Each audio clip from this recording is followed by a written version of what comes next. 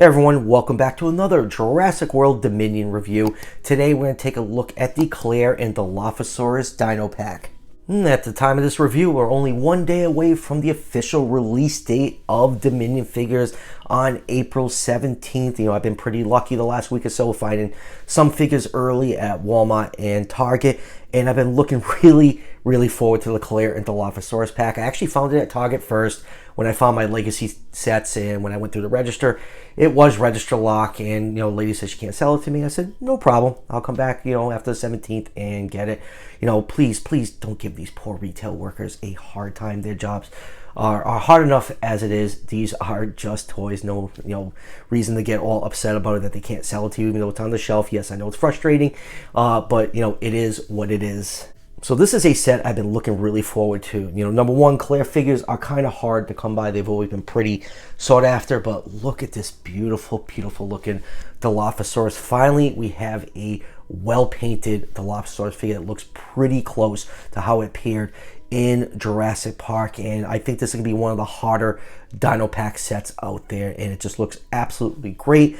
So let's go over the packaging really quick. I love the packaging on this, much better than the Ferocious packs. It's we've seen this style before, but it's all decked out in all that beautiful Dominion artwork. We have the Dominion logo down here in the corner, Rexy in the back, helicopter flying over the mountains chasing her, and we got Claire in the Dilo front and center, spinning it around. Get some nice artwork of Claire and the Dilo. Look, she comes with a gun. Would have been awesome if Roland came with a gun, but whatever.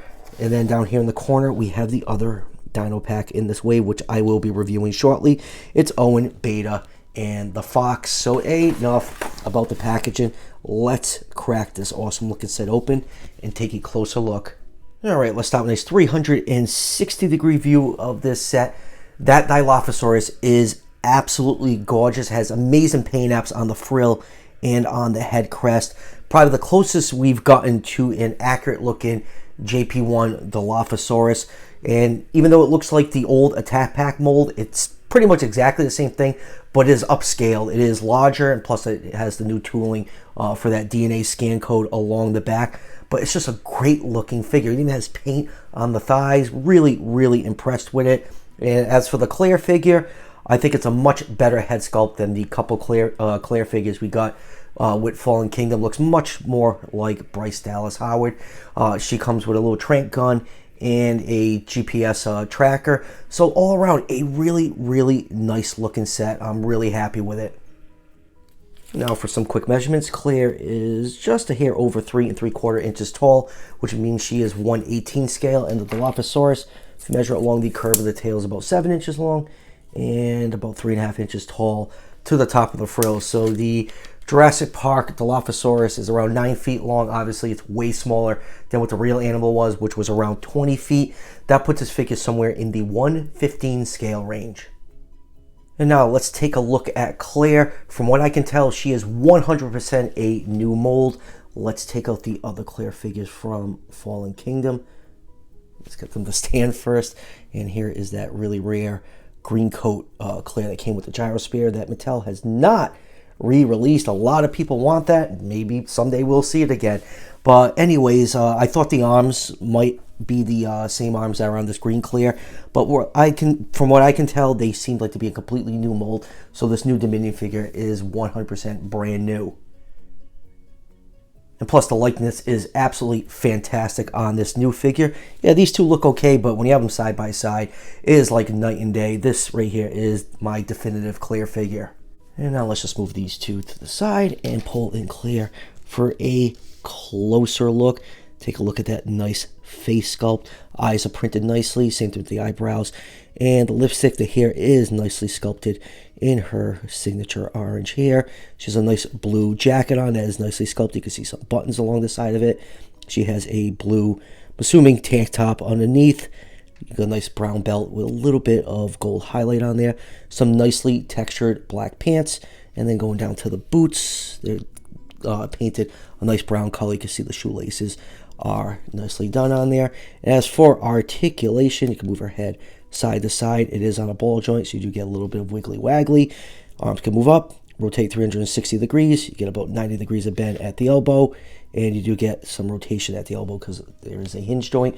Some waist articulation. Legs can kick out 90 degrees, and they can also bend 90 degrees, and you get some nice side-to-side movement with that hinge joint. Here is the figure from the back. So yeah, I really, really am digging this Claire figure. I think they did a great job on it. Claire does come with a couple accessories. First, she comes with this nice little tranquilizer gun. It's just cast in green plastic, but some nice details on it. Really, really nice to have a gun come with the figure. Rolling tempo. So yeah, neat little accessory. And the other thing she comes with is this tiny, let's see if we can get the camera to focus in on it, like handheld GPS tracker. And there is some information printed on the screen, which is a really nice touch. They didn't have to do that. They could just left this a piece of green plastic, and I think they did a really nice job on it. A lot of nice detail for a very, very tiny accessory. And now let's take a look at the Dilophosaurus, and this thing looks absolutely fantastic. Just check out the paint apps on the frill. You got all that bright yellow and red with a little bit of white mixed in there. It looks really, really great. And just like the old Attack Pack one, the frill can collapse to the side. You know, I bet when the Hammond collection gets rolling, we'll probably get a Dilophosaurus that has a detachable frill. And now let's take a look at the head. Get some nice details on those two crests. Some yellows and reds mixed in there. Got a little bit of green in the orbital fenestra. The eye is painted yellow, orange with a black pupil. Lower jaw is bright green. The jaw is not articulated, but that's fine. Like, this is just an upscale Attack Pack.